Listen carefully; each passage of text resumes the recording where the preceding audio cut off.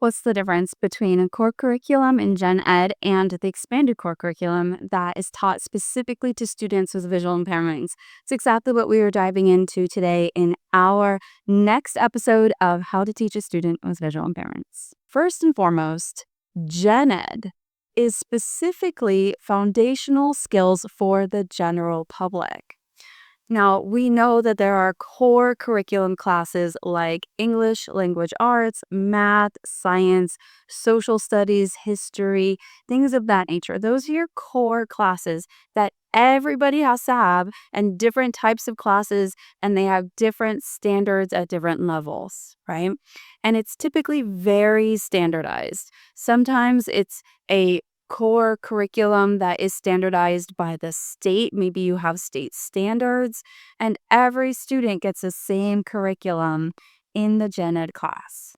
And we also know that special education is for students who need a special curriculum. It is individualized in their individualized education plan, their IEP, and it is specifically tailored to that student so that they can access their FAPE, their free and appropriate public education.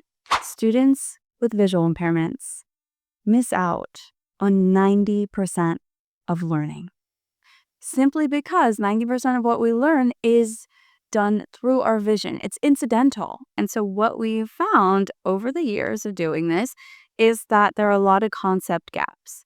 So many different things go into play here. They need a completely different core curriculum. And so when we're looking at the expanded core curriculum, we want to think about what are the concept gaps that the student could be missing in order to access their education. A lot of times what you're going to find is a teacher of students with visual impairments is going to be teaching compensatory skills. And that really means what are the skills that the student needs in order to access the world around them.